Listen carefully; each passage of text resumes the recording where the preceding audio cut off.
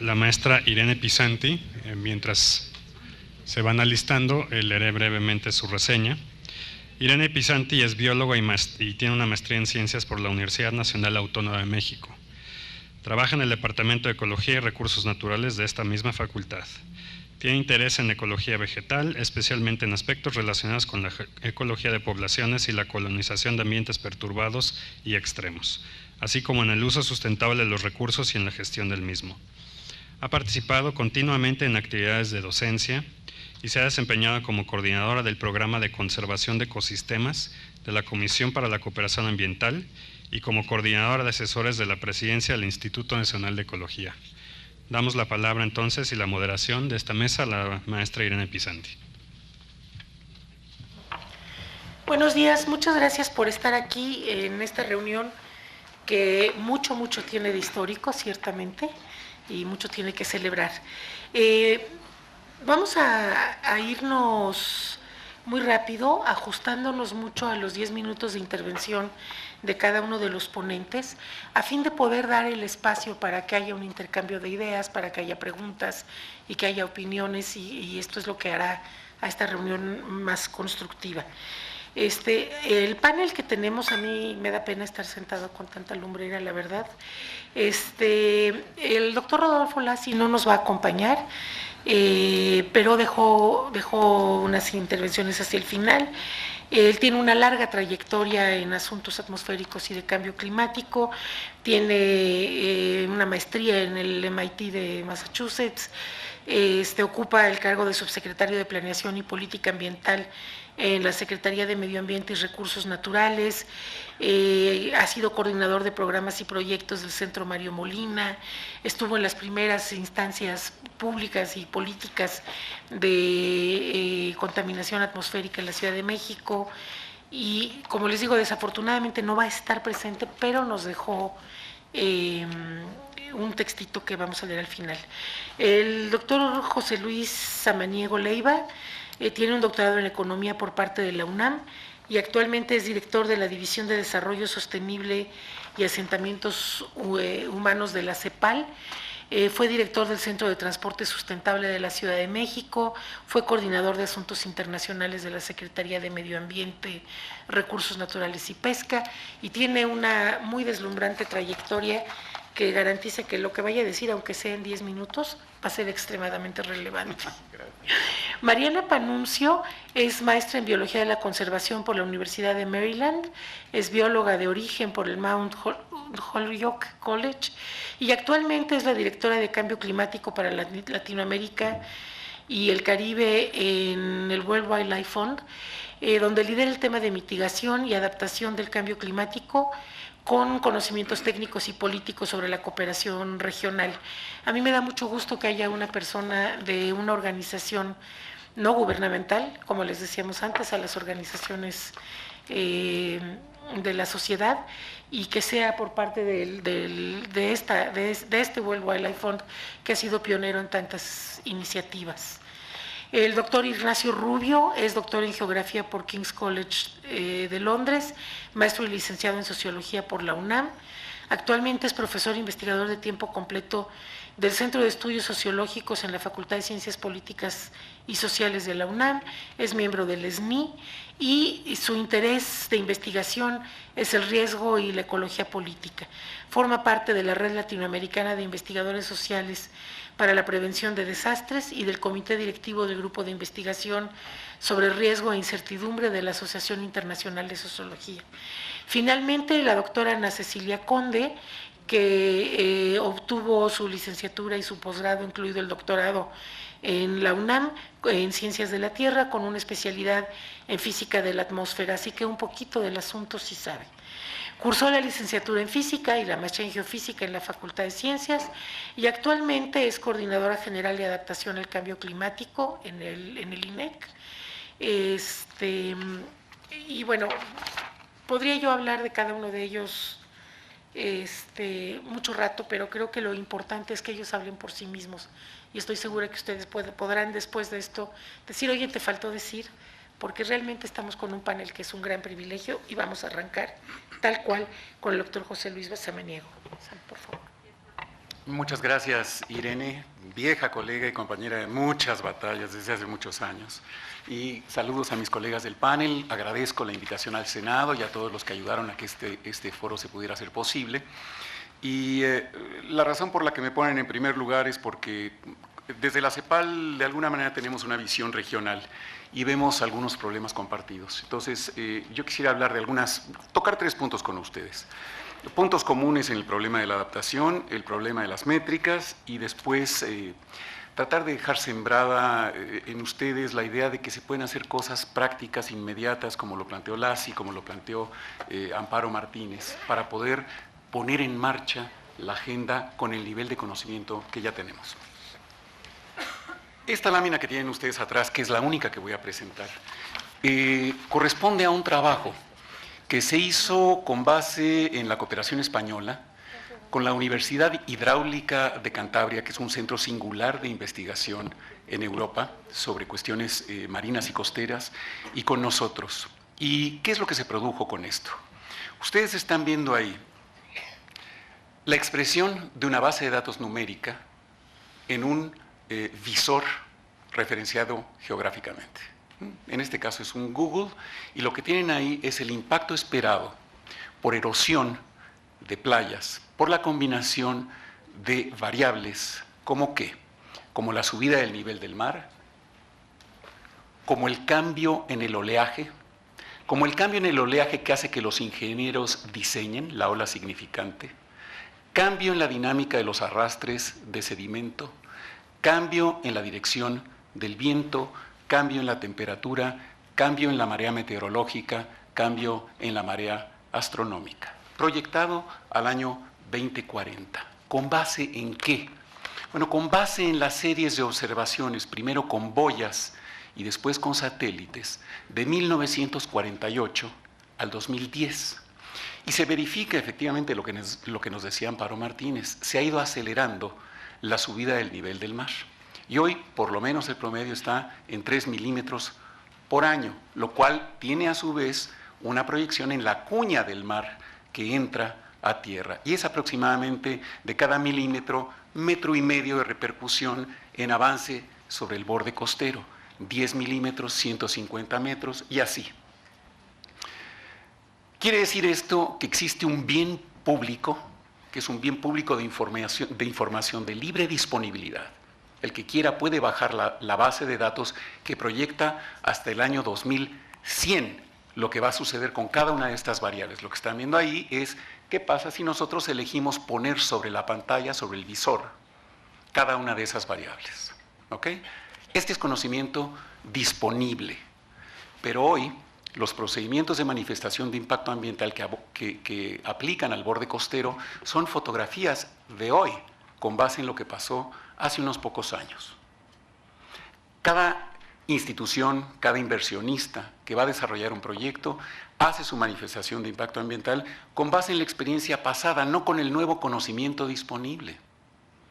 Si hoy México se le ocurre pedirle a las cadenas hoteleras que presenten manifestaciones de impacto ambiental con proyecciones a 40 o 50 años, van a decir las autoridades mexicanas están locas, nosotros no nos dedicamos a ver qué pasa con la dinámica oceánica, eso debería ser cuestión de especialidades. Si yo tuviera que financiar esto, pues ya se me fue la mitad del dinero de la inversión que iba yo a tener para el hotel, mejor me voy a otro país que no me lo pida. Si todos los países de la región lo piden, no hay a dónde escaparse. Y entonces la inversión privada o pública va a tener que tomar en cuenta la dinámica del borde costero para los próximos 40 o 50 años, ¿sí? Pero ese nivel de coordinación no lo hemos desarrollado. No hay una iniciativa de las cancillerías para aplicar el nuevo conocimiento al mismo tiempo que se hace el trabajo diplomático para evitar la guerra de normatividades entre los países de la región. Esta base de datos aplica a toda América Latina y a todo el Caribe en franjas de 5 kilómetros de anchura por 20 kilómetros de largo. ¿Sí? Sobre esa base está construido con todas esas variables que les conté. Hace 10 años, modificar el ordenamiento territorial, modificar los procedimientos de impacto ambiental o lanzar una iniciativa diplomática hubiera sido imposible. porque no tenías ese conocimiento de libre disponibilidad. Hoy que lo tenemos, deberíamos de estarlo usando para cambiar la reglamentación interna, para cambiar la imagen que queremos tener del borde costero para las próximas décadas y para proteger simultáneamente el avance normativo, la ocupación del borde costero o la desocupación, según lo que se deba hacer, con la protección de la competitividad de las economías de América Latina y el Caribe. ¿Qué nos dicen los datos generales? Nos dicen que, y lo hemos podido comprobar haciendo los metaanálisis de la literatura, que el costo de la inacción nos lleva a pérdidas de entre 1 y 2 puntos, algunos países más, como Bolivia, por ejemplo, Perú, del PIB anualmente de aquí al futuro. La revisión de la misma literatura nos dice que el costo de la adaptación es de entre 0.3 y 0.4% del PIB anual. Es más de un orden de magnitud menos el costo de la adaptación que el costo de permitir que continúen los impactos del cambio climático. Y dentro de esos costos, el que tiene el mayor peso es lo que va a pasar en el borde costero. Entre sumadas las pérdidas de biodiversidad, resiliencias urbanas, pérdidas por salud, el 0.2 de ese 0.3 o 0.4 corresponde a las pérdidas que los países vamos a experimentar en el borde costero. Se dijo en varias intervenciones, hay 3 cuestiones inequívocas relacionadas con el cambio climático que no tienen problema de atribución. La subida de la temperatura, y que para América Latina, de Centroamérica hacia el norte va a ser con desecamiento y de Centroamérica hacia el sur va a ser con aumento de la pluviosidad, el retroceso glaciar segundo y la subida del nivel del mar. Se supone que el conjunto de los países de la región estarían preocupados por la subida del nivel del mar y estarían metidos en esta iniciativa diplomática potencialmente para proteger lo normativo con la competitividad.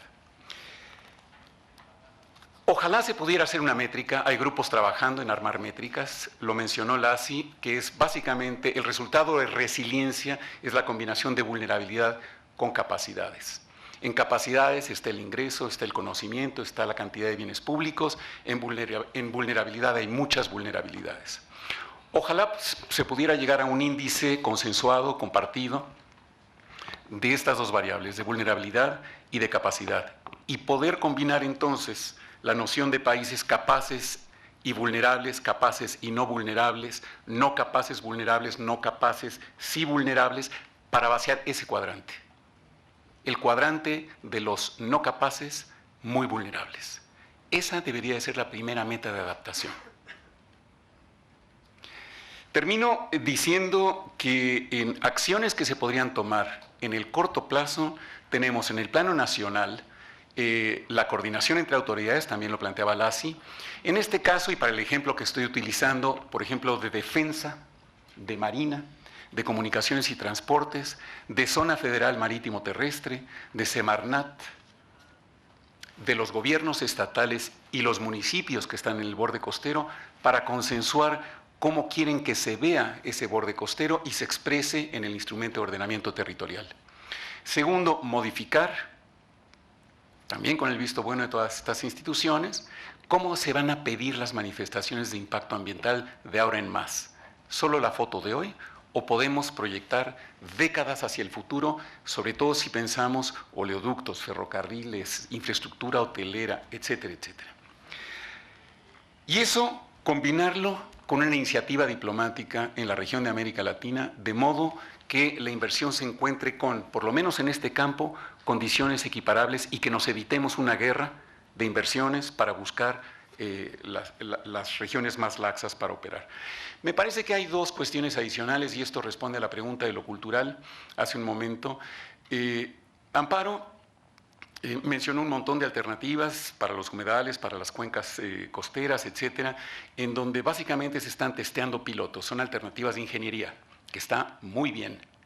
Pero nosotros, seres humanos, en esta sociedad, en este siglo, en esta década, en este 2016, funcionamos también con la combinación de normas, de precios y de costos de la inversión, para puentear entre presente y futuro. Y mientras eso no cambie, aunque estemos muy culturizados, no podemos cambiar, estamos presos de las orientaciones a las que nos llevan los precios relativos y las rentabilidades de la inversión. Para eso es fundamental que los bancos centrales, junto con los financiadores de la inversión, reconozcan no solamente los precios sombra de las externalidades de las que hablaba Amparo, sino también el riesgo que conllevan inversiones o muy carbónicas o sujetas a riesgos como la subida del nivel del mar y otros riesgos vinculados con la adaptación. Entonces, eso se tiene que expresar también en las rentabilidades de la inversión que puentea, igual que la manifestación de impacto ambiental, presente con futuro. Y ahí yo creo que hay 3 o 4 líneas de acción que podrían empezar hoy, en la tarde.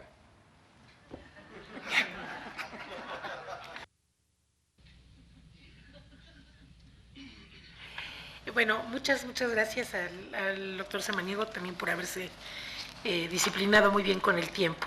Le doy la palabra a Mariana Panuncio, por favor. A ver. Bueno, buenos días con todos. Antes que nada, muchas gracias por la invitación. Quería hacer con esta misma perspectiva internacional, quería traer algunas reflexiones que ojalá contribuyan al debate aquí acerca de cómo impulsar la adaptación en México. Una de las preguntas que nos plantearon para el panel, para el día de hoy, era ¿qué medidas o qué podemos usar para apalancar la transversalización de la adaptación en México? Y en ese sentido, mis reflexiones iban a ir por 2 lados.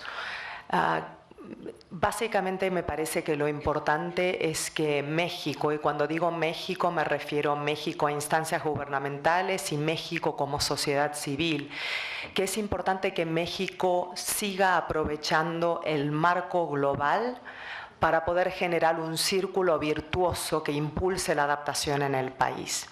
Y por otro lado, y haciendo la relación con lo que decía el doctor Samaniego recién, la importancia de coordinar con nuestros países vecinos, de coordinar dentro de la región un diálogo, una colaboración que permita afinar esas medidas de adaptación.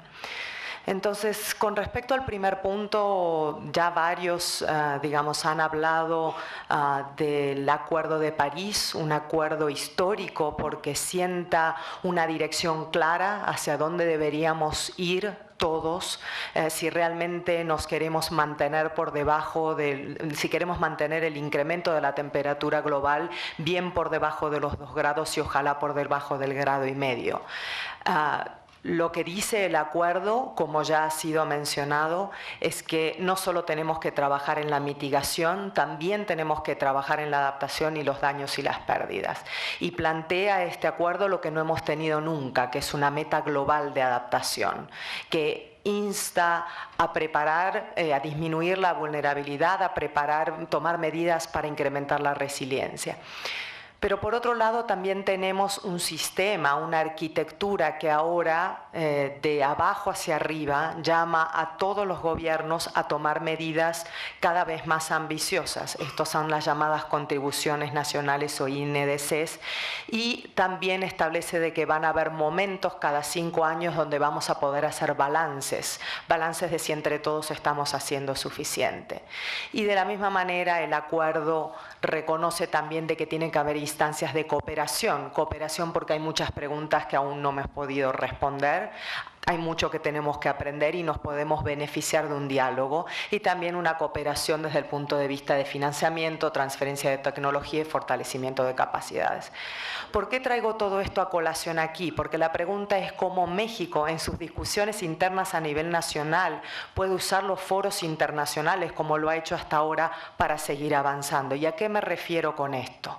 México ha sido un gran proponente de la agenda de adaptación en el contexto internacional. Si tenemos adaptación en el acuerdo, hay que reconocer que México como delegación ha tenido un rol importante en ese sentido. Y México también ha sido de hecho fue el primer país en vías de desarrollo en presentar su INDC y en mostrar adaptación como un componente clave. Pero no nos podemos quedar ahí. Este es un camino de larga duración. Y lo que tenemos que ver es cómo podemos ayudar a acelerar ese proceso. Y en ese sentido lo que quería resaltar era lo siguiente.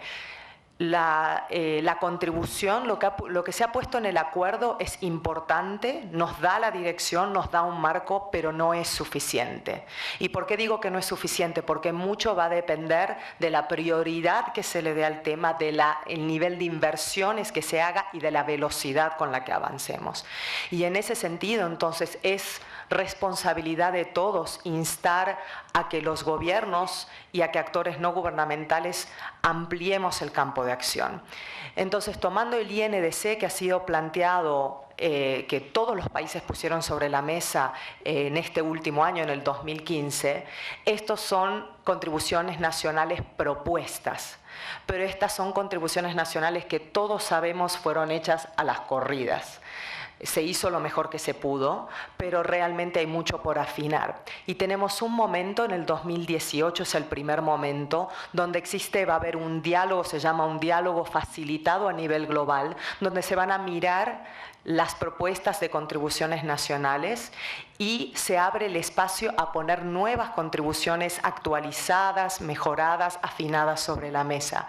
Yo creo que como gobierno en México y como sociedad civil se plantea una oportunidad de aprovechar los siguientes 2 años para poder mirar la contribución nacional que puso México sobre la mesa y decir, ahora con más tiempo, con los próximos 2 años, México puede evaluar si hay otras oportunidades que quizás podría incorporar a su INDC, puede generar esta transversalidad de manera aún más profunda, y cómo podemos hacer lo que tiene como desafío no solo México, sino todos los países, les puedo decir, de la región donde trabajo y a nivel mundial, que es realmente seguir trabajando en la carpintería que está por debajo de la contribución nacional, porque la contribución nacional es el vehículo comunicador de las prioridades del país. Entonces, ¿cómo podemos usar los próximos 2 años aquí en México, en el resto de Latinoamérica y en el resto del mundo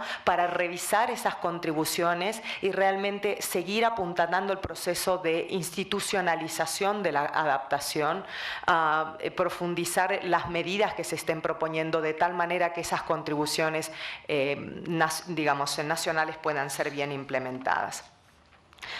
El otro tema que también me parece que es importante aprovechar es que van a haber instancias, el acuerdo ha sentado las grandes líneas, pero hay mucho que tiene que ser trabajado, que es la letra chica del acuerdo. Uno de los temas que se sabe que va a haber que trabajar va a ser qué significa esta meta global de adaptación. Y el doctor Samaniego mencionaba el tema de métricas. El tema de métricas va a ser un gran tema de discusión en el contexto internacional, y el tema de lineamientos para los planes, la formulación de planes de adaptación es algo que ya hay una base, pero va a tener que seguir siendo trabajado. Entonces, aquí es otra oportunidad donde no solo México como país y como parte del Acuerdo de Cambio Climático, pero México como sociedad civil, es importante estar pendientes de estas discusiones internacionales para que esto pueda ser traído al contexto nacional. El tercer punto que quería traer a colación en el contexto internacional es que no tenemos que mirar cambio climático de manera aislada. El cambio climático, digamos, y la convención, fue también traído a colación el tema de que tenemos otras convenciones, la CBD, la Convención para combatir la desertificación, y también los nuevos ODS, los Objetivos de Desarrollo Sustentable. Y es importante que miremos de manera transversal no solo las metas que pueden ser cumplidas simultáneamente, pero también la métrica que puede ayudar a darle seguimiento a estas distintas convenciones y cómo estamos avanzando en ese sentido. Y quizás pasando a nivel regional, quería retomar lo que dijo el doctor Samaniego en relación a las grandes oportunidades que tenemos de colaboración dentro de la región. El doctor Samaniego presentó un caso de desafío común, que es el incremento del nivel del mar, pero tenemos muchos otros, desde cómo el cambio climático va a impactar la productividad agrícola, cómo va a impactar nuestros recursos hídricos y qué tipo de medidas proactivas podemos tomar en este sentido y otros. Y en ese sentido me parece que es importante que aprovechemos las instancias de diálogo que pueden haber, agendas de investigación compartidas para poder avanzar más rápido entre todos. En ese sentido, recientemente hubo un lanzamiento de una plataforma de colaboración de cambio climático que fue lanzada por los ministerios de Medio Ambiente recientemente y bueno, yo creo que es una gran oportunidad. Me hubiera gustado si hubiéramos tenido al subsecretario, pero quizás la señora Conde puede decir cómo México quiere apoyar esa instancia para de tal manera que pueda ser bien aprovechada. Pero también hay grandes oportunidades de intercambio bilateral y en ese sentido, quizás a modo de cierre, querría decir que hay dos grandes líneas donde yo instaría a continuar el diálogo con otros países de la región porque está habiendo mucha experimentación. Una es cómo planificamos de arriba hacia abajo, en otras palabras, cómo aprovechamos y cómo institucionalizamos la adaptación a nivel nacional. Está habiendo creación de comités intersectoriales de adaptación, está habiendo en toda la región desarrollo de políticas nacionales de cambio climático y está habiendo desarrollo de, obviamente, programas en distintos sectores. Ese es un área donde nuevamente, la institucionalidad va a ser absolutamente fundamental aunada con la información para una buena toma de decisiones y es importante que aprendamos unos de otros. El otro tema es, en cierta manera, de abajo hacia arriba. La adaptación de tal manera que sea transversal tiene que anclarse en el territorio. A la larga, los impactos de cambio climático se van a evidenciar en lugares específicos con impactos específicos. Entonces, la planificación a nivel territorial es absolutamente fundamental para poder transversalizar la adaptación y poder traer a distintos sectores a la mesa. Y en ese sentido también está habiendo mucha experimentación. La está habiendo aquí en México en el desarrollo de planes municipales y de planes estatales y también lo están habiendo en otros países de la región, países como Ecuador, que han desarrollado lineamientos de instancias para preparación de planes, digamos, a nivel territorial. Colombia está haciendo lo mismo y otros. Entonces, hay distintas maneras de entrarle a este desafío. Bien lo podemos hacer a nivel sectorial y eso tiene un rol, pero es muy importante que también miremos y aprendamos de otros en instancias que pueden permitirnos transversalizar este tema para darle coherencia a las medidas que tenemos que tomar. Muchas gracias.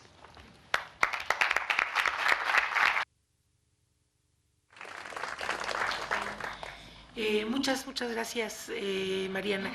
Le pediría ahora al doctor Ignacio Rubio que nos hiciera favor de presentar su intervención. Buenos días. Antes que nada, por supuesto, agradezco a los organizadores del evento. Es para mí un placer compartir este espacio, traer a la Facultad de Ciencias Políticas y Sociales, ser un sociólogo en esta mesa de diálogo. Creo que es una novedad, seguramente para ustedes y por supuesto para mí también. Y yo espero mucho de esta experiencia. Yo había preparado una presentación, pero debido al tiempo y demás, más bien me la voy a aventar a la libre, digamos. Yo quisiera voy a intentar de tratar tres temas inicialmente. Uno que tiene que ver con justamente la información, otro que tiene que ver con la evaluación de vulnerabilidad, que ya se ha planteado aquí. Voy a decir algunas cosas sobre el asunto y finalmente voy a concluir algo sobre las oportunidades de intercambio entre las ciencias sociales, las ciencias duras y por supuesto la política y algunas cuestiones que creo que donde nosotros podemos hacer aportes importantes. En principio me parece que nos ha quedado claro desde las presentaciones con la estupenda y muy amplia exposición que vimos hace un momento, que existe una enorme cantidad de información. Me parece que detrás de todo esto, si bien tenemos una enorme cantidad de información, creo que se debe de transitar o debemos de buscar pasar de sistemas de información, bueno, esta información, cómo comunicarla. Ahora, me quiero referir al asunto de la comunicación. Es decir, tenemos mucha información, pero me parece que no tenemos exactamente lo que yo consideraría como un sistema de comunicación. Y cuando me refiero a un sistema de comunicación, no me refiero a un sistema de publicidad de datos climáticos. O sea, en general, los investigadores en ciencias sociales, cuando vamos a campo, nos damos cuenta que la gente tiene una enorme cantidad de información suelta, generalmente, ¿no? Poco articulada, pero información tiene. Lo que me parece es que necesitamos transitar, sobre todo en el ámbito de la sociedad civil y de las interrelaciones entre ciencia, política, medios de comunicación, organizaciones, hacia un sistema de comunicación que permita definir, hacer definiciones colectivas del riesgo, porque la política pública, las definiciones, los programas, los proyectos, los planes, en realidad se construyen a través de definiciones del riesgo. Yo creo que un sistema de comunicación, y vuelvo a decir, no me estoy refiriendo a un sistema de publicidad, ¿no?, sino a un sistema de conexión donde distintos actores puedan aportar, digamos, sus visiones, sus definiciones del riesgo y generar entonces definiciones colectivas, llegar a algún tipo de definiciones colectivas del riesgo es fundamental para un buen diseño de políticas y, por supuesto, para políticas de adaptación.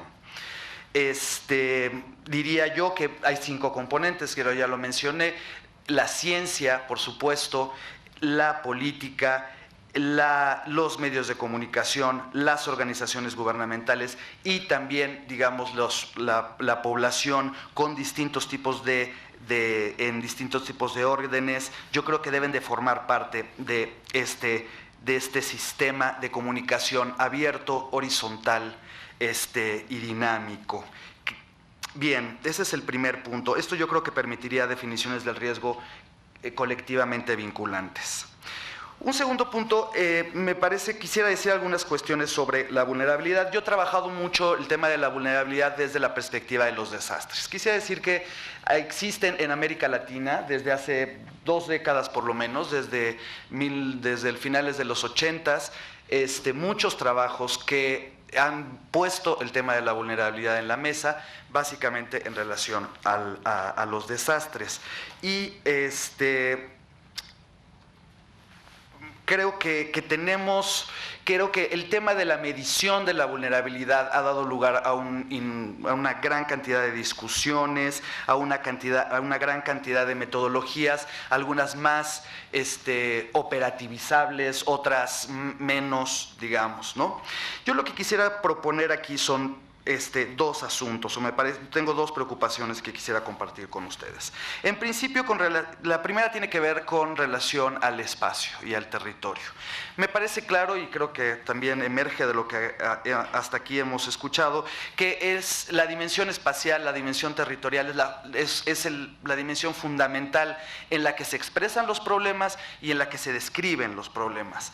Sin embargo, me parece que, y por lo menos desde las ciencias sociales, tenemos que esforzarnos por transitar, digamos, de topologías, de lo que yo llamaría topologías planas y estáticas, hacia concepciones del espacio más dinámicas. Es decir, necesitamos, por lo menos en lo que se refiere a los procesos socioambientales, a los procesos sociales, necesitamos expresarlos y entenderlos como procesos.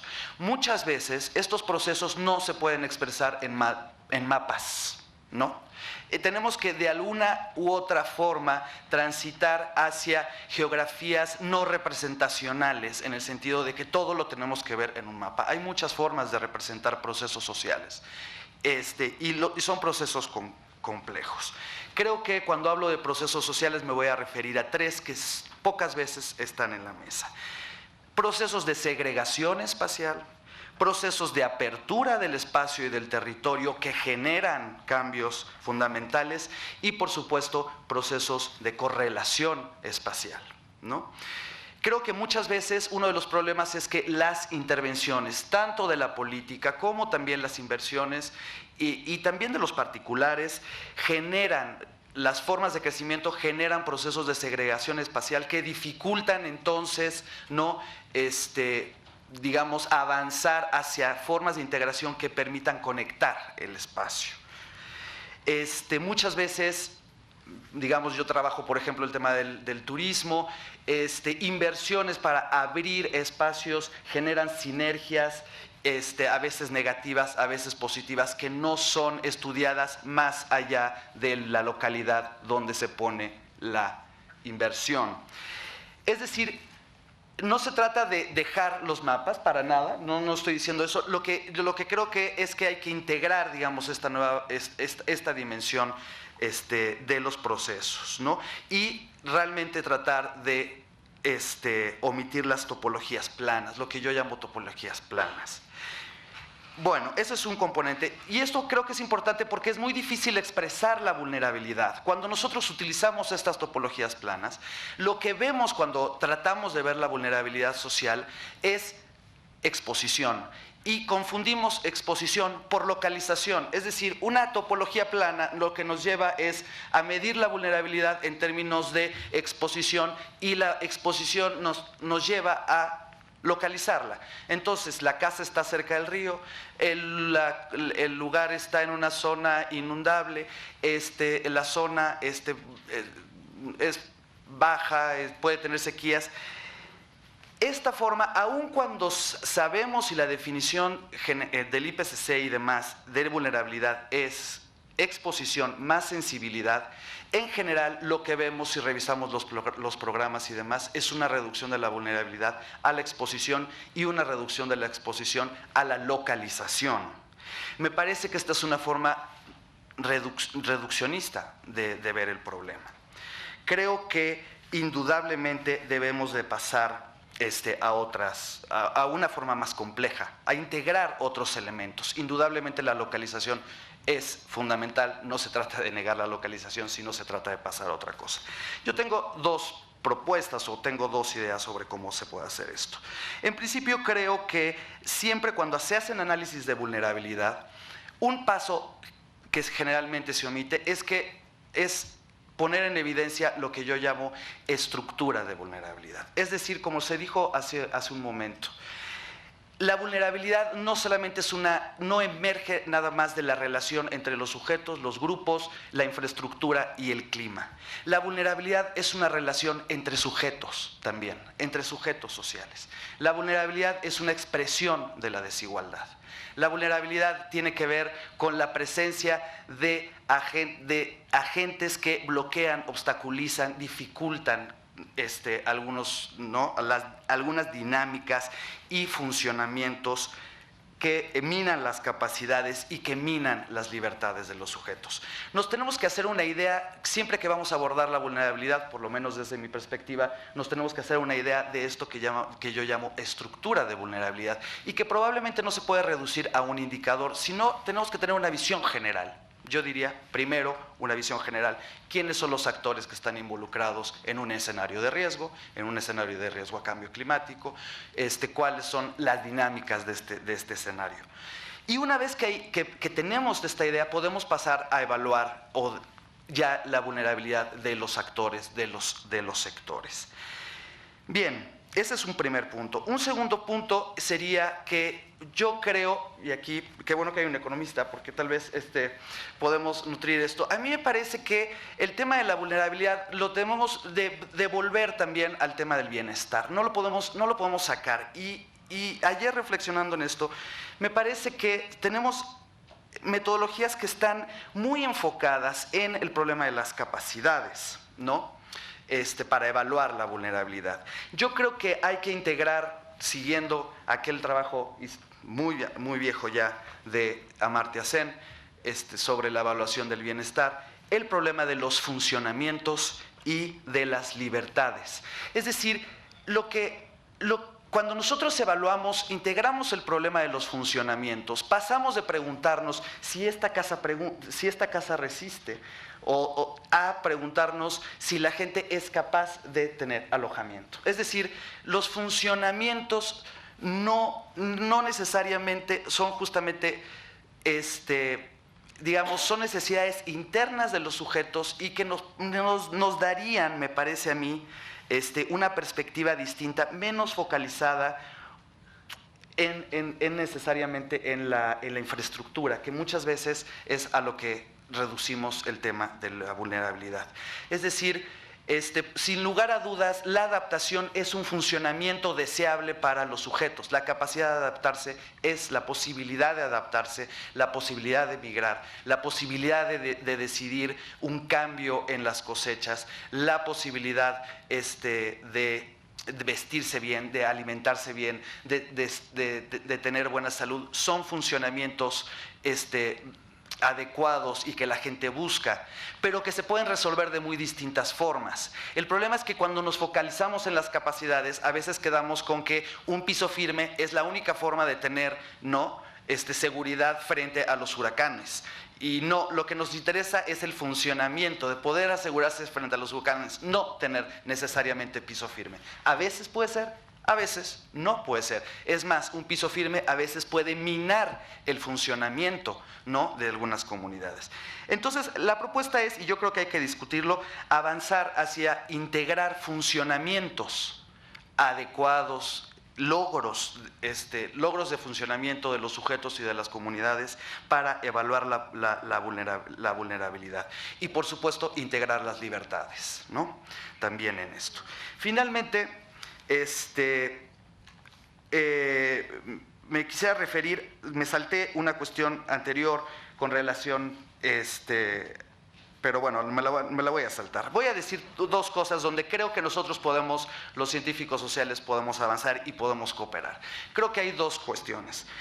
Yo creo que necesitamos historias ambientales. Necesitamos hacer historias ambientales. En México hay muchos recursos humanos, institucionales, para producir no solamente visiones sobre el futuro, sino también saber cómo nos hemos adaptado. Y se pueden hacer proyectos de esto. Esto puede involucrar sociólogos, antropólogos. Está el Instituto Nacional de Antropología e Historia, está la Coordinación Nacional de Antropología, está la Secretaría de Desarrollo Social. Yo creo que son instituciones bien posicionadas, donde se tiene que integrar el tema del cambio climático y que pueden aportar un gran proyecto de historias ambientales de México que nos conecte con las disciplinas sociales y que también que nos conecte con los valores, las formas en que la gente se ha adaptado a lo largo de la historia. Nos puede ayudar mucho a identificar procesos novedosos, cambios adecuados, y bueno, nos puede ayudar a integrarnos. Muchas gracias.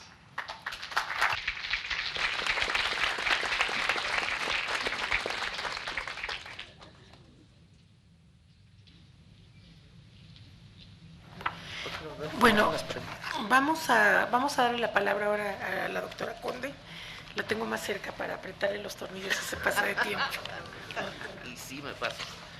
Si ponen mi presentación para que no me pellizquen fuera de tiempo, por favor. Esa mera. Sí, gracias. Es que nosotros hablamos con dibujitos, entonces ni modo. No, la anterior, por favor. La anterior. En las preguntas detonadoras, que así de incertidumbre, no, detonadoras de la discusión, yo entresaqué lo que creí que eran palabras clave, como planificación, instrumentos para la planificación. Ya vamos a leer esas preguntas ahora. Transversalidad, enfoques y priorización. Entonces, las láminas que les voy a pasar, algunas tratarán de planificación, instrumentos, etcétera. Entonces, ahora sí, la primera, por favor. La que sigue, bueno, la segunda, para ser estrictos. No, la anterior, perdón, ya, dejo de ser chistes con las láminas, ya, esa mera.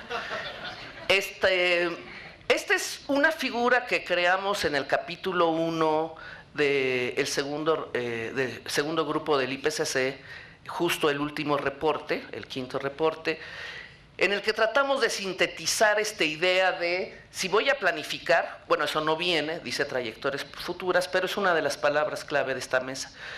Yo quiero un futuro, planifico para un futuro que deseo. Y la discusión era cómo lo hago posible, que se le llamó espacios de oportunidad. Yo quería que le llamaran espacio de la política, porque el mundo actual tiene ya estresores o forzantes, no solo cambio climático, sino hay economía y problemas sociales que están reduciendo lo que se llama en el IPCC resiliencia, o aumentando la vulnerabilidad para otros autores, o reduciendo capacidad adaptativa. Entonces, en este espacio de oportunidad hay puntos de decisión. Nosotros en el INEC, Instituto Nacional de Ecología y Cambio Climático, queremos pensar que nosotros procuramos aportar la mejor información, la más rigurosa, para que las decisiones sean también las mejores decisiones posibles, con la mejor información. También se pueden no tomar decisiones, o sea, aquí, digamos, son los tomadores de decisiones y dicen, yo no decido, pero esa sí es una decisión.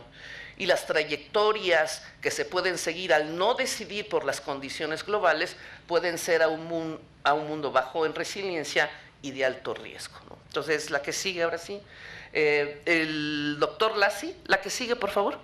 Ya mencionó que los instrumentos de política que cuenta con este país, está la Ley de Cambio Climático, obviamente el Plan Nacional de Desarrollo que menciona cambio climático, la ley específicamente para cambio climático está la ley, la estrategia, el programa especial de cambio climático, que es muy interesante porque es los compromisos de 14 secretarías de Estado, que van a ser los tiempos con indicadores y presupuesto. Eso ayuda un poco a la adaptación, ¿no? Hay indicadores y hay presupuesto.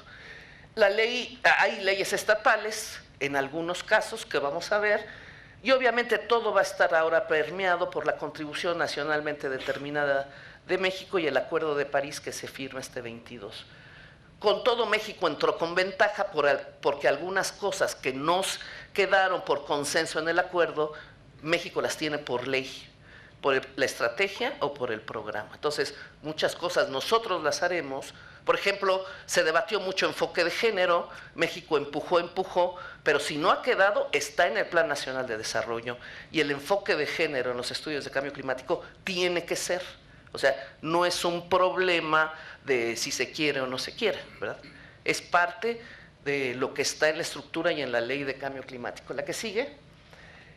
Hay un Sistema Nacional de Cambio Climático, porque esto es parte de la transversalidad, cómo hacemos para ser consistente. Ya les dije, hay una comisión intersecretarial, 14 secretarias comprometidas, está el instituto, se creó en 2013, el Consejo de Cambio Climático, están involucradas las entidades federativas y las asociaciones de autoridades municipales, o sea, diferentes niveles de gobierno, el Congreso de la Unión está en el sistema, y sé que creó recientemente una coordinación de evaluación de cambio, de las acciones de cambio climático, mitigación y adaptación, de la política de cambio climático, tiene consejeros sociales y ellos cuidarán que esas políticas, estrategias se cumplan o no, o levantarán la bandera roja, ¿no? La que sigue, por favor.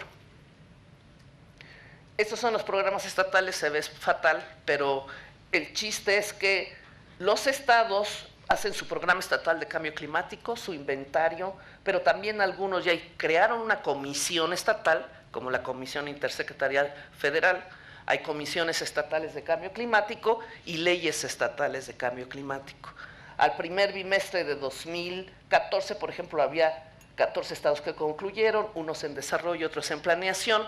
Si le das a la siguiente, pero no son instrumentos estáticos. Entonces, la Secretaría de Medio Ambiente, la Dirección de Políticas de Cambio Climático y el INEC, creamos esto que le llamamos elementos mínimos, no un manual ni una guía de yo voy a hacer, dime cómo lo hago, sino qué elementos lleva un programa estatal, porque tienen que ser instrumentos dinámicos. Puede haber un programa estatal de hace 10 años y sería bueno decir, ¿y cómo lo renuevo? ¿Qué nuevo conocimiento hay? ¿Y qué nuevos compromisos puedo hacer? Ya se hicieron 3 talleres, uno para la región norte, centro y sur, y el miércoles hay un taller en el marco de este primer foro, en donde podemos discutir qué le pusimos a los elementos mínimos y si tiene huecos los mínimos, ¿no? O sea, ¿qué podría agregarse? La que sigue.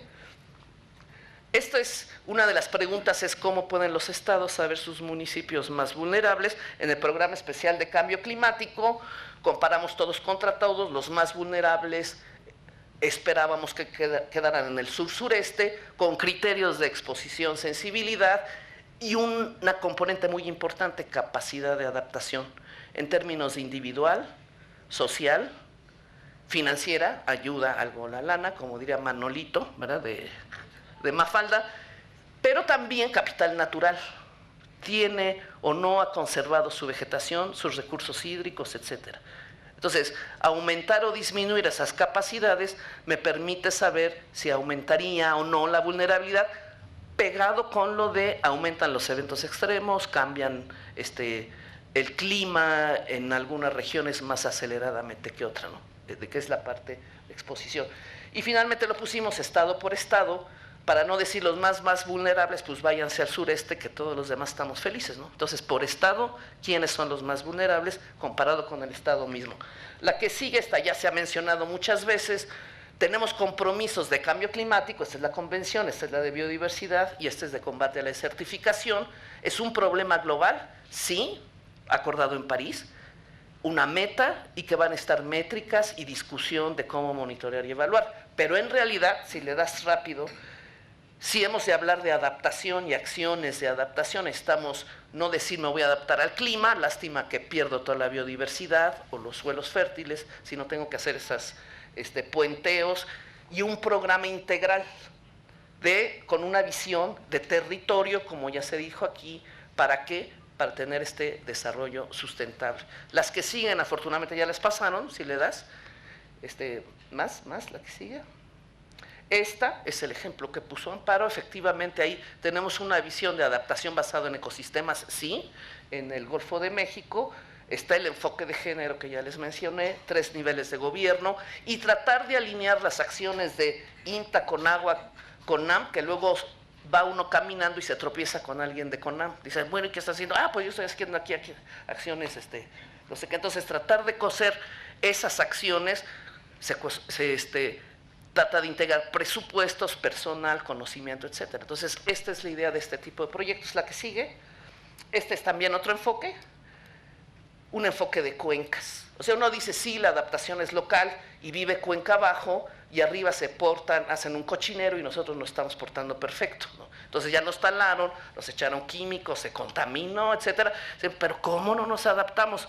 Porque necesitamos un enfoque integral, un enfoque territorial, digo, por decirlo en pocas palabras, y efectivamente sí es un enfoque de adaptación basado en ecosistemas, porque lo que analiza son los servicios ecosistémicos y cómo focalizar inversiones, de lo que voy a hablar en un momento. La que sigue.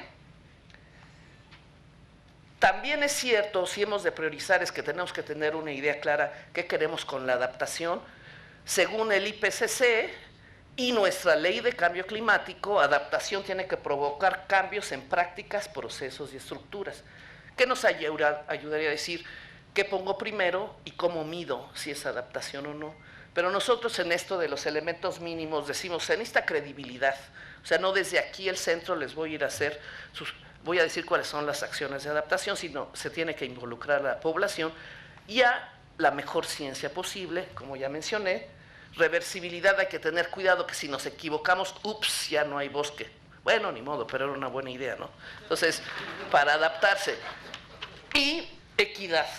Es increíble, o sería increíble pensar que nos vamos a adaptar aumentando inequidades o desigualdades. Entonces, en cada paso decir, esta acción aumenta equidad, disminuye desigualdad, tendría sentido. La que sigue, por favor. Y otra cosa que ayude es saber cómo van los flujos financieros. Va a haber una mesa en este foro que se va a discutir los números bien. El INEC ya sacó un reporte, pero ahí se analizó la cooperación de 7 agencias y 4 organismos financieros. ¿Qué temas les interesaban? La que sigue. Bueno, sobre todo energético, etcétera. Y hubo estados más beneficiados que otros. De hecho, hay estados a los que no le llegó ni un clavo de estos que les estoy platicando. Entonces, es una oportunidad para decir, ¿saben qué? Pensemos bien cómo se distribuyen los recursos y cuáles son los temas prioritarios. Y finalmente la que sigue, este es un proyecto en marcha, pero también es una tentación, se va a discutir de esto aquí, donde el sector ambiental está haciendo acciones de adaptación. Entonces, claramente, pues se ve donde están los más vulnerables, eso está muy bien, pero hay lugares en donde todos los asurados son los que salieron de los más vulnerables y no les cae un clavo o una acción o lo que sea. Entonces es el momento de decir cómo hacemos esta transversalidad, consistencia, etcétera, entre las acciones del sector ambiental para que a estos les llegue planes del sector ambiental, aunque hay otros sectores obviamente y secretarías. Pero preguntarse dónde están las acciones y si hay consistencia es una buena pregunta, ¿no? Entonces, donde está más rojo hay más acciones y donde está en blanco, pues no se han contabilizado, aunque se sigue haciendo el análisis, pero es una gran oportunidad de decir, oye, ¿sabes qué? Pues tírale para acá, o ¿por qué no hacemos esto que sí funcionó aquí, que dice la gente, etcétera, ¿no? Y me parece que es todo. Así la que sigue. Muchas gracias.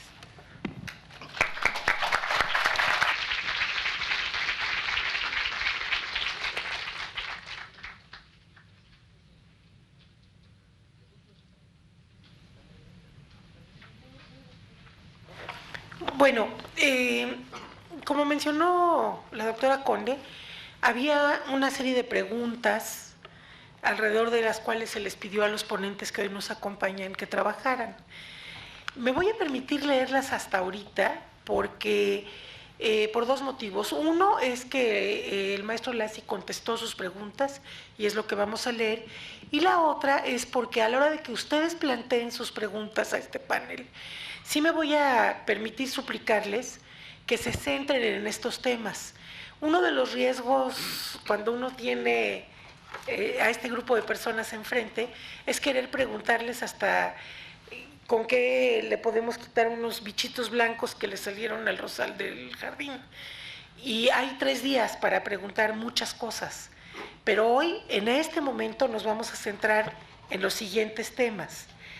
Uno, que a mí en lo personal me parece extremadamente importante, es cómo es posible transversalizar la política pública sobre cambio climático dentro de los planes de desarrollo nacionales o locales, cómo los diferentes componentes de políticas sectoriales fortalecen o debilitan potenciales respuestas adaptativas, cómo pueden las diferentes entidades federativas conocer el grado de vulnerabilidad al que están expuestas y poder diseñar acciones de adaptación a nivel local acordes a esto, cómo podemos garantizar la coherencia entre los instrumentos de planeación vinculados con adaptación al cambio climático y finalmente, cómo visualiza México incorporar otros enfoques para la adaptación al cambio climático, como la adaptación basada en ecosistemas o la basada en comunidades humanas y sobre todo, cómo se pueden priorizar las medidas surgidas de estos enfoques para mejorar el proceso de toma de decisiones y canalizar de mejor manera los recursos humanos y financieros. Ahorita que escucharon estas preguntas, pues ya vieron por qué todos los panelistas las tocaron. Entonces sí voy a hacer como un sargento pidiéndoles que todas las preguntas toquen estos temas y no todos los otros que van a tener su propio espacio. Entonces le voy a pedir a la doctora Conde que nos cuente qué dijo Rodolfo Lassi. No, y lo dejó por escrito, que ahora sí, ni modo. Entonces, de la primera pregunta de cómo es posible transversalizar la política pública sobre cambio climático, él afirma el cambio climático es un tema transversal y de desarrollo, por lo que no puede verse separado de los demás programas o instrumentos. La segunda parte es México cuenta ya con una ley de cambio climático y su Plan Nacional de Desarrollo integra el tema. Además hay programas transversales y programas sectoriales. Es un elemento clave para la transversalidad en este proceso es que desde la Presidencia de la República hemos tenido el apoyo y acompañamiento para trabajar el tema y eso se refleja en los instrumentos de política pública con los que contamos y además del nivel federal se tiene a nivel de los estados la construcción de instrumentos en materia de política de cambio climático. Esa es la pregunta 1. La 2, cómo diferentes componentes de políticas sectoriales fortalecen o debilitan potenciales respuestas adaptativas. Dice, para el caso de la adaptación, en algunos casos se ha identificado algunas acciones que han sido un ejemplo de mala adaptación. Esto es, han tenido efectos colaterales o secundarios negativos, por ejemplo, incentivos para el desmonte para ganadería versus los incentivos para la reforestación. En la administración pública y en particular en la intersecretarial de cambio climático se trabaja de manera conjunta, de tal manera que se complementen los resultados para la reducción de efecto invernadero y de adaptación. Y ejemplos está el programa especial, estrategia nacional, nacional de cambio climático desde las áreas naturales protegidas, la estrategia de Red Plus, por mencionar algunos. De la tercera, cómo pueden las diferentes entidades federativas conocer el grado de vulnerabilidad al que están expuestas y poder diseñar acciones de adaptación. El doctor Lassi nos dice, desde la Semarnat y en conjunto con el INEC, diseñamos el documento Elementos Mínimos para la elaboración de programas de cambio climático que ya les mencioné. También debe incorporar un análisis de exposición del clima observado, o sea, y las condiciones que tendrá su estado bajo escenarios de cambio climático. En ese sentido, recomendamos utilizar los escenarios de la Red Mexicana de Modelación del Clima, que es coordinada por el INEC, y las metodologías propuestas por el IPCC. Y con estos resultados podríamos realizar un análisis e identificar los impactos tanto positivos como negativos en el estado. Finalmente, en esta pregunta es importante considerar que las acciones de cambio climático propuestas deben responder a la problemática identificada. Esto muchas veces parecería obvio, pero en la práctica hemos tenido casos que las medidas no responden a la problemática que se encuentra en el Estado. Es por eso la importancia de que las acciones se construyan en conjunto con los expertos locales y la población que conoce su territorio y su problemática. La cuarta pregunta, ¿cómo podemos garantizar la coherencia entre los instrumentos de planeación mediante su alineación a los instrumentos de política nacional, como la ley, la estrategia, el programa especial, la contribución prevista y determinada de México en materia de adaptación? De manera particular, en la Ley General de Cambio Climático establece las prioridades a nivel nacional en el tema de adaptación y nos da una línea clara de qué instrumentos deben ser puestos en marcha. Por ejemplo, el Atlas de Vulnerabilidad y Riesgos, los programas estatales, entre otros. El trabajo que hemos realizado en el diseño y ejecución del PEC puede ser un ejemplo interesante a tomar en cuenta, pues nos reunimos con 14 secretarías de Estado, o las 14 secretarías de Estado, y las dependencias que la conforman para identificar y diseñar las líneas de acción que componen el programa. Estas líneas están vinculadas con los programas sectoriales de cada secretaría, y también se busca que se asegure que haya un presupuesto comprometido. Por otro lado, en el trabajo con los estados sugerimos que en sus programas de cambio climático consideren instrumentos tales como los programas de ordenamiento territorial o los programas de ordenamiento ecológico. Y finalmente, ¿ya? Ay, discúlpame, pues que... ¿Cómo visualiza México incorporar los enfoques de adaptación basada en ecosistemas y comunidades? México incorporó ya estos enfoques. México es un país megadiverso y multicultural. Reconocemos la importancia de mantener nuestros ecosistemas saludables e implementar acciones de adaptación, considerando el manejo de la biodiversidad y manteniendo los servicios ecosistémicos. Y faltan otras. Ni modo. Dice, en este sentido, el documento de elementos mínimos puede ser, la Semarnat trabaja con otras secretarías, por ejemplo, con el GT-ADAPT. Y cómo priorizar es un proceso de suma importancia en el desarrollo de programas, es un paso que no debe faltar en el proceso de construcción de un programa.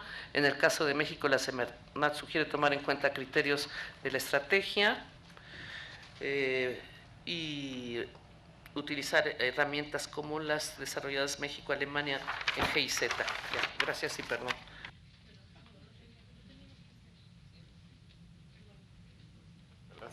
lo que hay que hacer, hay que hacerlo.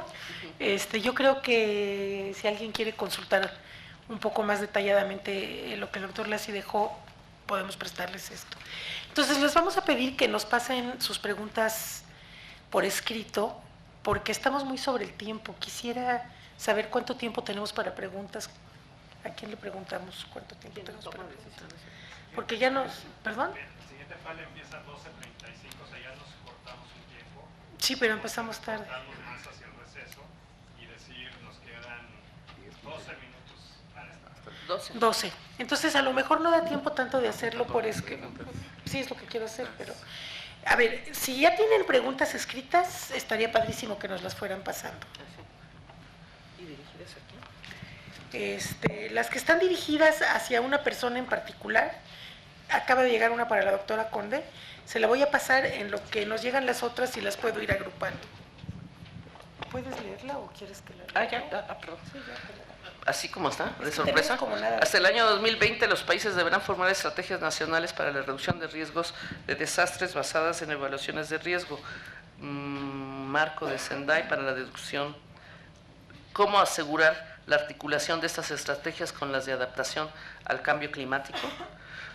Bueno, contestando rápido, nosotros, además de la adaptación basada en ecosistemas, la adaptación basada en comunidades, decimos, hay que impulsar la adaptación basada en la reducción de riesgos a cambio climático. Estamos trabajando, creo que fuerte y bien, con los colegas de prevención de desastres, de Senapred. Hay puntos teóricos importantes, como definiciones de vulnerabilidad, no son iguales en el manejo de desastres que en el manejo o en la literatura de adaptación a cambio climático. Pero lo estamos trabajando, las ponemos sobre la mesa y buscamos justo conjuntar el trabajo de reducción de desastres y específicamente alertas tempranas con los colegas de Protección Civil y Senapred. Supongo que los países todos están en la misma idea y dinámica. ¿Sí? Ok, un segunditito. Verdad.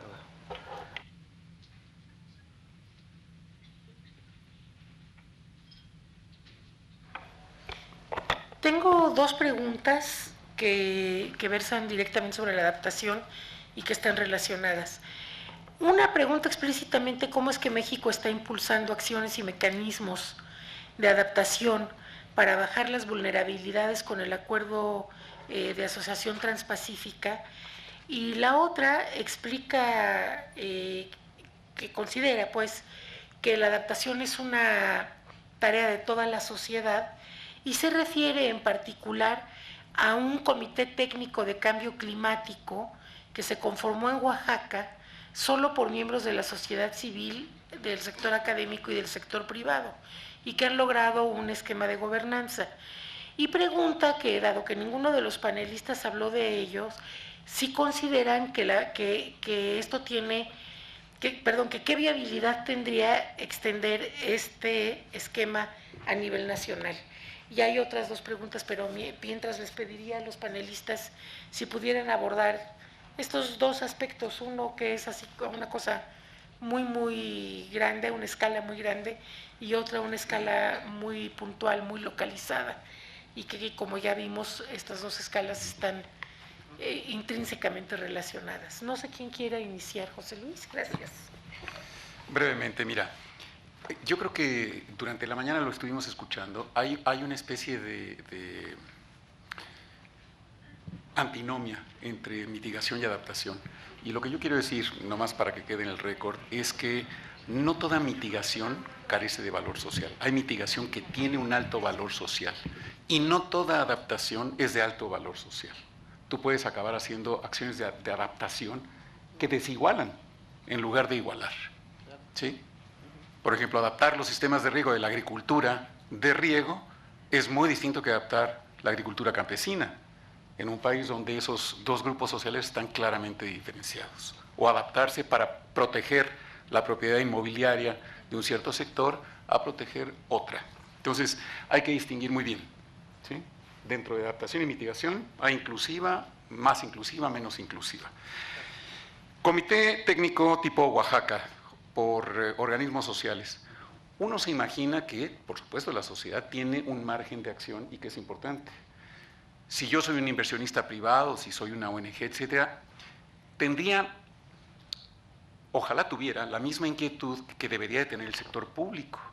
Yo quisiera poder encontrar el mecanismo por el cual yo no tuviera competencia y tuviéramos un acuerdo social para hacer inversiones a no más de 150 metros de la costa, pensando en lo que va a subir el mar y los próximos 50 años. Y yo puedo tomar esas decisiones. Se están tomando, por ejemplo, en el ámbito de la mitigación. Los fondos de pensiones están desinvirtiendo en carbón por considerarlo de alto riesgo. Son los márgenes de decisión que tiene la sociedad. Ojalá el gobierno también se lo plantee y diga, bueno, yo me pongo de acuerdo con todos mis ministerios para aceptar que yo ya no voy a financiar nada de inversión pública a menos de 150 metros de la costa, pensando que en los próximos 150 años eso va a estar, en los próximos 50 años eso va a estar bajo riesgo. Entonces ahí hay un punto de coincidencia entre política pública y política social. ¿Sí? Podría darse en el mismo ámbito, pero también se puede dar en ámbitos separados. Ojalá concurran. Y de que es reproducible, por supuesto que es reproducible, ¿no? No sé si alguien más del panel quiere abordar este asunto o consideran que con lo que dijo José Luis estuvo suficiente. Bueno, ahora tenemos 3 preguntas muy relacionadas y muy espinosas. Voy a empezar comentando que en una de las preguntas inicia enfatizando en el problema que tenemos de la fragmentación de la planeación y de cómo la transversalidad es pues como uno de los grandes pendientes, ¿no? Aun cuando hay acuerdos y demás, en los estados y municipios, dice esta persona, las decisiones se siguen tomando muy centralizadamente, con obras hidráulicas, con evaluaciones de impacto ambiental. Y la pregunta es cómo entender la transversalidad, cómo entender la relación entre lo local y lo federal, y cómo entender el sistema normativo y orgánico transversal.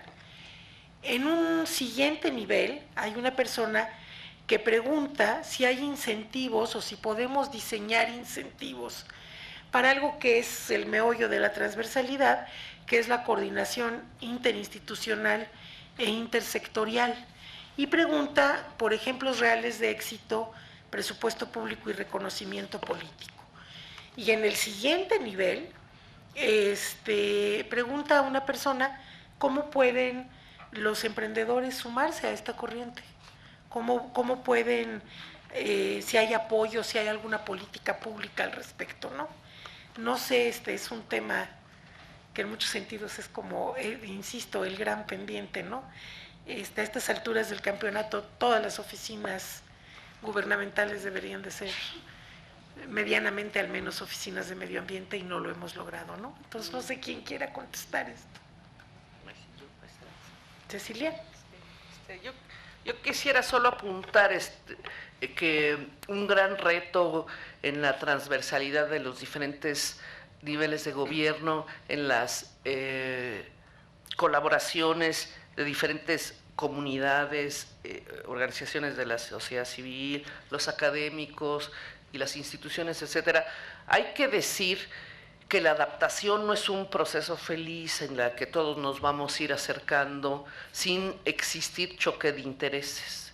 Entonces, ese es el momento en que tenemos que decir hay que hacer más y mejor política, porque solo a través, o sea, si ponemos en la mesa a los usuarios de agua, por poner un ejemplo, pues gana el que gana, o hacemos política diciendo necesitamos hacer estas sinergias entre la parte ecosistema, entre los ganaderos, entre la parte urbana. Por eso urgen las políticas de adaptación, además de que es bastante buena onda decir conservemos todo, se necesita política porque si no se resuelve por la buena o por la mala, o que gane el mejor, o que etcétera. Entonces, ese es un punto fundamental para empujar las transversalidades en política. En cuanto a apoyos, yo creo que están los apoyos internacionales, están las secretarías invirtiendo y cada estado tiene recursos o no para hacer acciones de adaptación. Se necesitaría hacerlo más público. ¿Dónde están las opciones de financiamiento y para qué iniciativas? En lugar de, bueno, hay Compranet que se sube y se hace público, aquí hay recursos, pero yo creo que se necesita ponerle un poco más de lógica a qué pregunta va qué recurso, a qué necesidad urgente. Esa sería, yo creo que una propuesta que no es imposible de lograr. Y bueno, hay una mesa de financiamiento que yo creo que es el momento de ir y decir cómo ponemos coherencia y consistencia en estas opciones. Esa sería mi respuesta. ¿Alguien más que quiera abundar en esto? Por favor, Mariana. Una reflexión complementaria es que lo que estamos viendo en el espacio de adaptación es sintomático de un proceso más amplio, digamos, de un desafío más amplio en el proceso de planificación. Lo que estamos viendo son los límites, en cierta manera, de realmente estos procesos democráticos de construcción de una agenda de desarrollo. Entonces creo que también es importante que veamos esto no solo como un tema de cambio climático, pero es un tema que tiene que ver con cómo democratizamos el proceso de planificación, de tal manera, como bien decía la doctora Conde, de poner sobre la mesa con mucha claridad los distintos intereses que están en juego y reconocer, como bien decía el doctor Rubio, que estos son procesos sociales y de ahí la importancia, uno, como mencionábamos varios aquí, de esta planificación aterrizada en un territorio. Creo que ahí es donde se pueden ver los tires y aflojes y las distintas demandas, pero también tenemos que repetir esa instancia de diálogo, esa instancia de consulta, esa instancia de transparentar los distintos intereses a distintas escalas. Y en ese sentido, cuando yo hacía la intervención con respecto al tema de la contribución nacional, es que esa instancia con mira hacia lo internacional, lo que puede servir es para, como es, la contribución nacional es un vehículo aglutinador para comunicar las prioridades de un país. Es un muy buen momento, si se construye respaldado por un proceso social, de llegar a una contribución que realmente sea inclusiva, a una contribución que realmente contemple cómo la adaptación atañe a los distintos sectores. Entonces, parece un proceso quizás que desde lo local o desde lo regional parece muy distante, muy lejano, pero vean esta como una instancia también de ver si México, cuando refleja sus prioridades a nivel internacional, está a la larga aglutinando esas prioridades que deben verse reflejadas a nivel de lo local, con esa discusión de los intereses en lo local, a lo estatal y eventualmente a lo nacional. Estamos hablando de un proceso de democratización de la planificación y es un desafío no solo para México, es un desafío que vemos definitivamente en toda la región. Una gran distancia todavía entre instrumentos normativos que tratan de acercarse a una transversalización y luego una gran brecha en la acción, porque la conversación todavía no está donde debería estar. Bueno, me quedan dos preguntas y ya no estoy en posibilidad de recibir más. Una está dirigida directamente al doctor Rubio, ahorita se la voy a pasar, y la otra que voy a leer, le voy a pedir al doctor Samaniego que la conteste porque creo que ahí hay un enfoque regional que también tenemos que tomar en cuenta. Si estoy mal, me dice ese José Luis, si no le contestas. Es importante concientizar a la sociedad acerca del tema de la adaptación al cambio climático. ¿Por qué no se ha impulsado una cultura ecológica desde el nivel de la educación básica?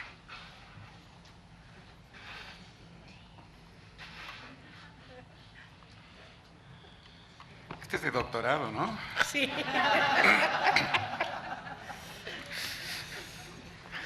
Híjole, yo creo que hay muchas razones, pero una es porque no lo acabamos de creer y no lo acabamos de entender bien, ¿sí?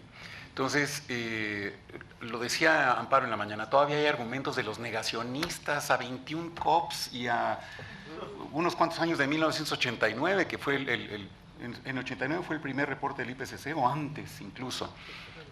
¿sí? Entonces seguimos en esa batalla y, por ejemplo, en mi campo disciplinar, hay verdaderamente una guerra por instalar el tema como parte de la política económica normal. No entendemos todavía la magnitud del cambio que vamos a tener que hacer como sociedades. Hoy no hablamos de mitigación, pero el presupuesto de carbono da para 25 años sin INDCs. Con INDCs, a lo mejor tenemos unos poquitos años más de extensión, pero todavía traemos, me decía Julie, un déficit de entre 20 y 22 gigatoneladas. Es decir, estamos civilizatoriamente por darnos de cara contra la pared. Y no tenemos la decisión política y los instrumentos sociales para hacer el cambio a la velocidad y con la profundidad que se requiere. No va a tocar hasta cómo diseñamos ciudades, cómo se vive en la casa, qué se hace para, en fin, todos los aspectos de la vida. Entonces, no lo entendemos bien, no entendemos la magnitud, y Amparo nos estaba señalando que se vienen otras fronteras que ya cruzamos. Es decir, el modo de vida que construimos durante 2 o 3 siglos, no entendemos qué tan en estado de crisis está. Y no tenemos la alternativa todavía. Entonces, enseñarle a los niños es en parte espantarlos frente a un modelo que todavía no tenemos alternativa, ¿sí? En donde las opciones que tenemos de cambio son mínimas. Apágale a la luz, cómprate uno de LEDs, cierra la llave de agua para bajar el bombeo, ya un poquito más adulto, controla la temperatura de los edificios, pero esas medidas son todavía en el ámbito ínfimo. No ha cambiado nada. Súper doméstico.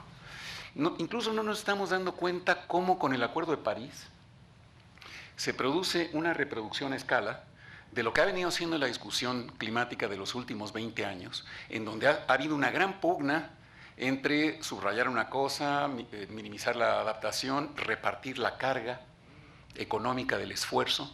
Eso lo vamos a ver en nuestra sociedad a partir del Acuerdo de París, a partir del viernes. ¿A quién le toca mitigar? ¿A quién le vamos a financiar la adaptación? ¿A quién le ayudamos y a quién no?